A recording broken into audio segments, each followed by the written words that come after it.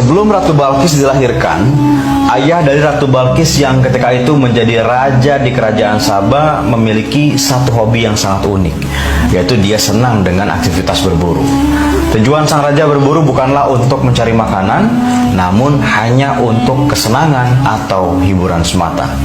Nah, pada suatu hari, ketika sang raja tengah berburu di tengah hutan, sang raja merasa sangat haus. Nah, dari kejauhan dia melihat ada sebuah tenda. Kemudian raja pun mendatangi tenda tersebut. Ia hendak meminta air minum kepada pemilik tenda tersebut. Setelah sang raja mendekati ke tenda, dari dalam tenda keluarlah seorang kakek-kakek. Lalu raja pun minta disediakan minuman untuknya kepada si kakek-kakek ini. Nah, si kakek pun langsung memanggil anaknya dari luar tenda untuk membawakan segelas air. Nah, dari dalam tenda keluarlah seorang wanita yang ternyata sangat cantik bagaikan matahari. Jadi bisa diibaratkan wajahnya ini sangat rupawan dan juga bersinar. Di tangannya memegang cangkir berisi air yang terbuat dari batu yakut. Raja pun terpaku dan takjub dengan wajah cantik dari wanita ini. Dia menjadi tertarik dan berniat untuk menikahinya. Maka langsung saja sang raja menyampaikan maksud hatinya tersebut kepada si kakek yang tak lain tak bukan adalah ayah dari wanita ini.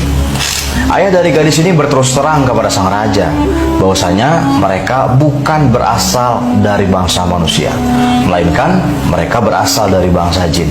Namun sang raja yang udah kepalang cinta tidak peduli, dan singkat cerita keduanya pun menikah. Akan tetapi sang ayah memberikan sebuah syarat. Jika sang raja menanyakan sesuatu yang dilakukan oleh istrinya, maka pertanyaan itu menjadi talak baginya. Artinya, teman-teman semua, jika suatu hari nanti ada perbuatan istrinya yang aneh, maka sang raja tidak boleh bertanya kenapa istrinya melakukan hal tersebut.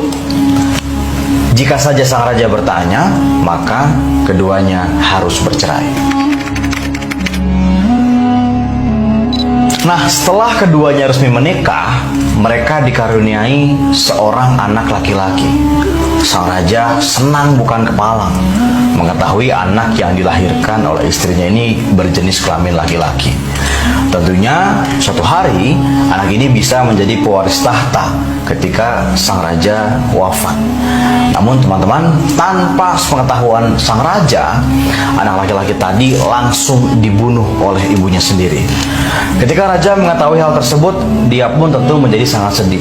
Di samping itu, dia takut untuk bertanya kepada istrinya tentang alasan kenapa anak laki-laki pertamanya harus dibunuh. Karena jika saja sang raja bertanya tentang alasan kenapa istrinya melakukan hal tersebut, maka artinya mereka berdua akan bercerai. Pada akhirnya sang raja hanya bisa diam dan menahan rasa penasarannya itu. Setelah beberapa tahun kemudian, istrinya hamil dan melahirkan bayi perempuan. Kemudian mereka menamakan bayi perempuan ini dengan nama Balkis. Dan untungnya anak mereka yang kedua ini tidak dibunuh lagi. Sang raja pun tampak senang, tapi masih bercampur dengan rasa gelisah dan penasaran. Akhirnya pada satu hari, raja pun tak bisa menahan rasa penasarannya.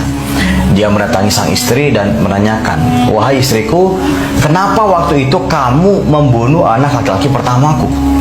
Mendengar pertanyaan ini, istrinya tentu menjadi sangat sedih.